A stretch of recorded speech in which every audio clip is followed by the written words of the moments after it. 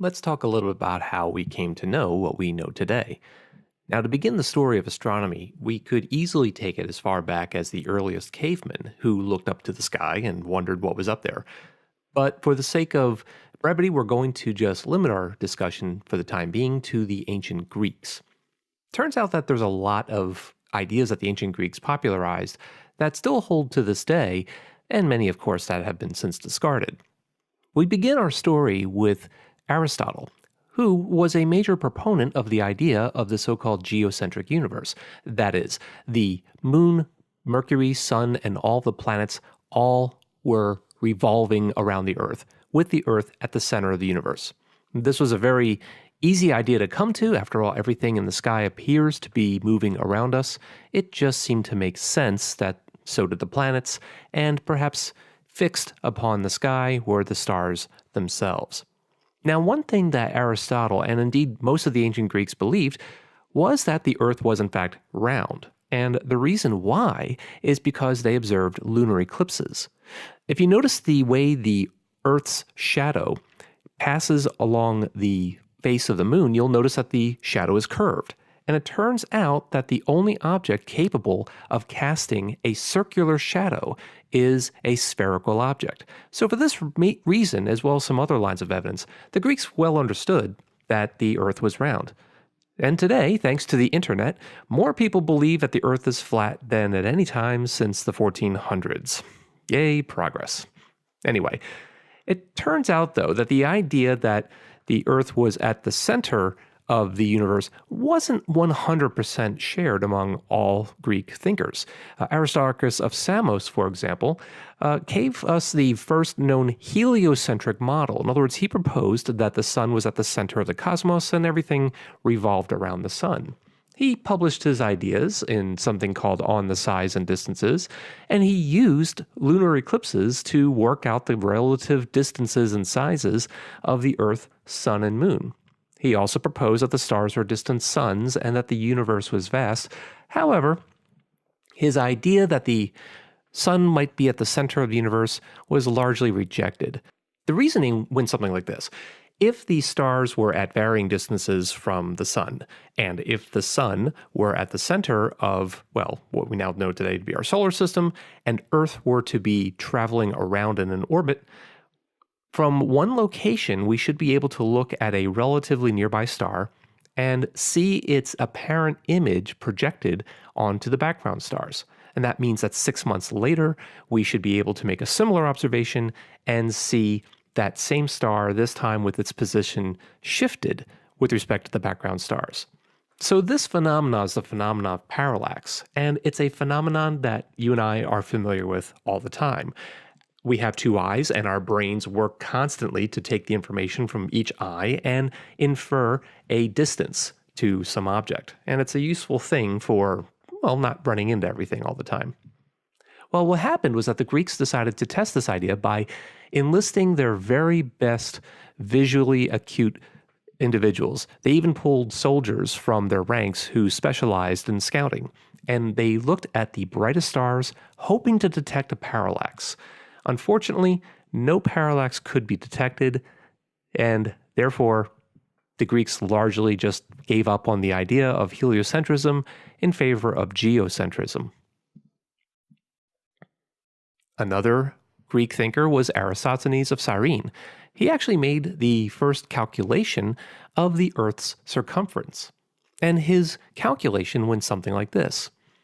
There was a column in the city of Alexandria, what is now modern-day Egypt. There was also a well at Syene, and it turned out that the distance between the two was something about 5,000 stadia.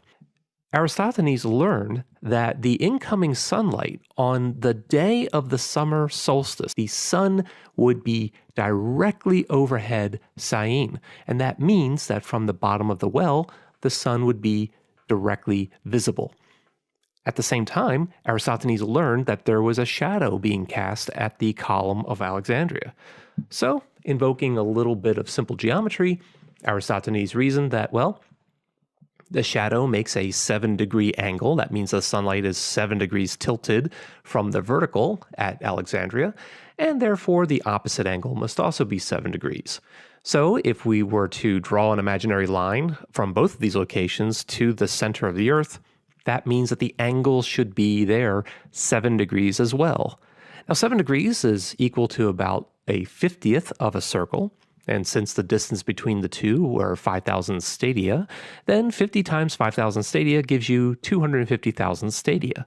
Now, depending upon what the actual value of the stadia was relative to today's units, it turns out that Eratosthenes may have come very close to measuring the actual circumference, at worst within about 20%, but he may have done as well as 1%.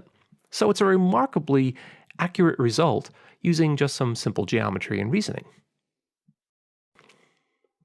This brings us to Hipparchus of Nicaea. His work involved making a detailed catalog of stars and also measuring the first brightness system, something that we call the apparent magnitude, and it's a system that we still use today, albeit with some modification. Hipparchus's magnitude system works something like this.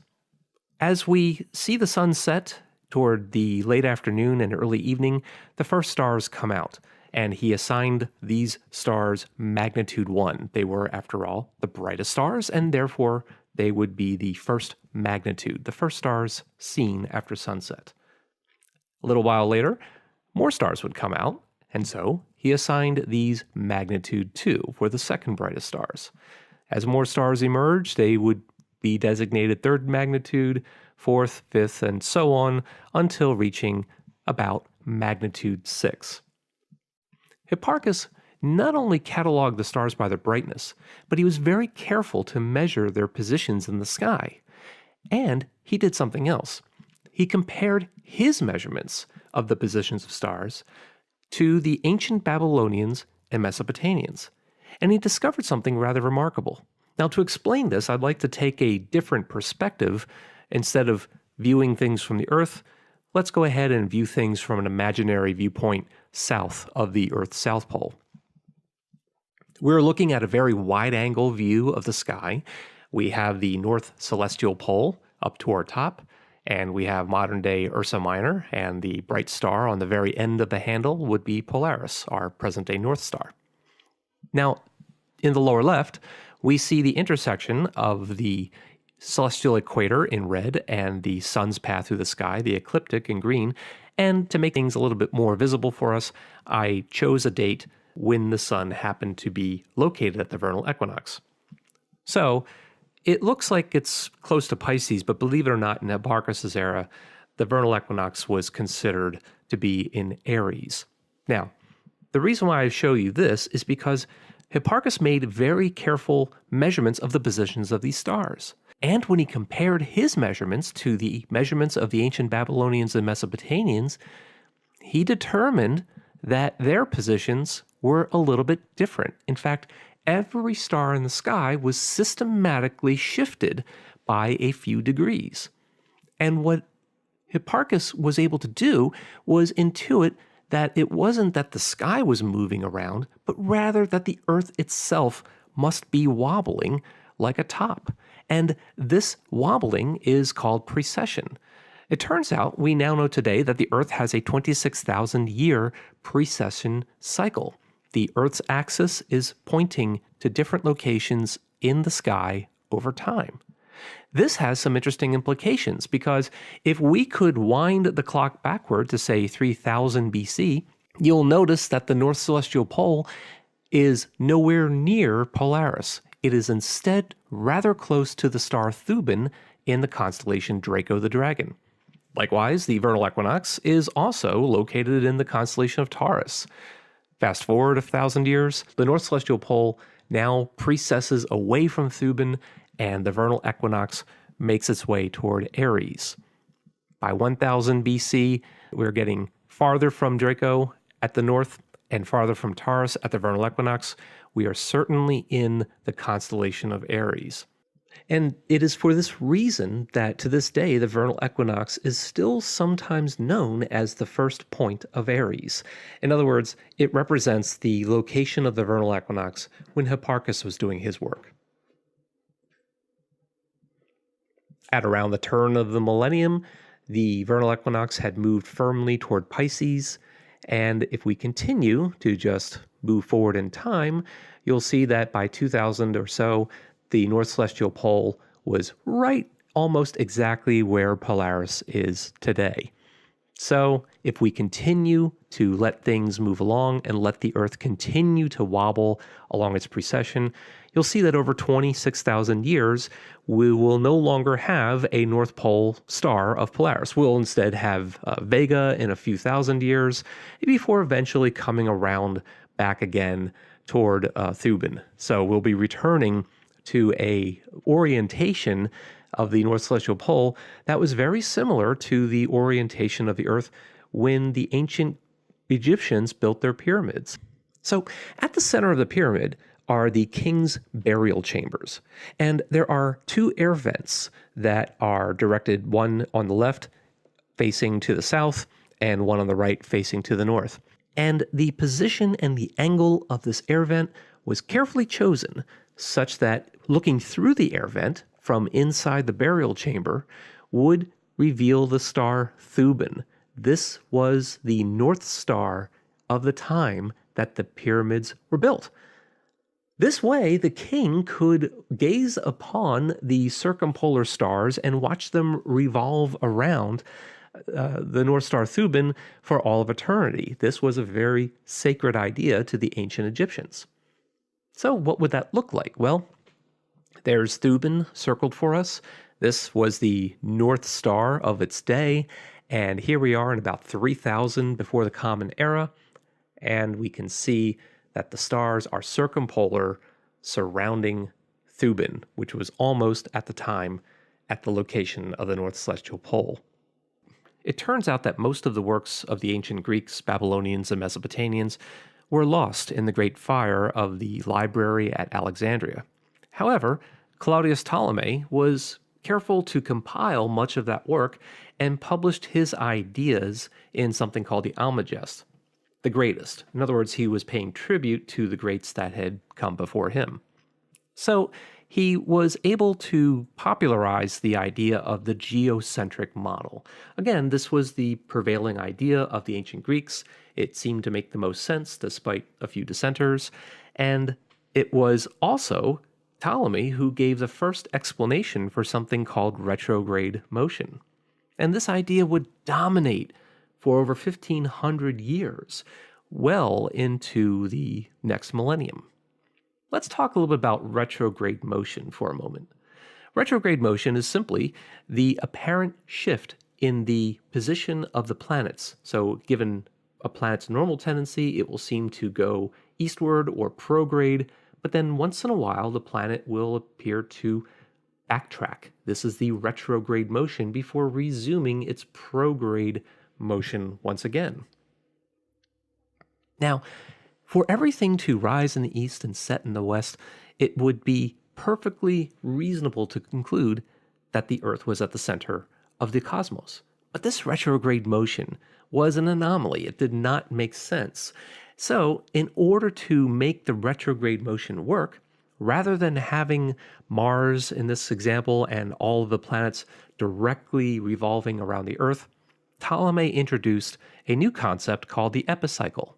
The epicycle was an invisible circle that carried Mars, and the epicycle itself revolved around something called a deferent. And it would be this epicycle moving about the deferent that would create the apparent retrograde motion. So you can imagine yourself on Earth looking at Mars, and it appears to be going in prograde motion before executing a slight zigzag back and forth in the sky, giving us retrograde motion. Now, this was a good first order approximation. But the problem, though, is that the epicycle that we see here just would not be accurate enough to predict when the next retrograde motions would be. To solve this problem, Ptolemy introduced a modification to his ideas. He introduced a equant, that is, the Earth is still very much at the center of the cosmos. But the epicycle, the deferent, and so forth, now were centered on an offset point called an equant, and this is what helped to make the retrograde motion of Mars and all of the planets be a little bit more on time, do a slightly better job of predicting exactly when these retrogrades would occur. Even then, sometimes additional modifications would be required, not the least of which was adding an additional epicycle to the epicycle. Things got a little bit complex over time. And this was a major problem because while the epicycle model did an extremely good job of predicting retrograde motions for about 1500 years, it was at the same time a little bit messy. And it allowed some people to begin to think maybe there were alternatives and maybe some of these ideas to the geocentric model should be revisited.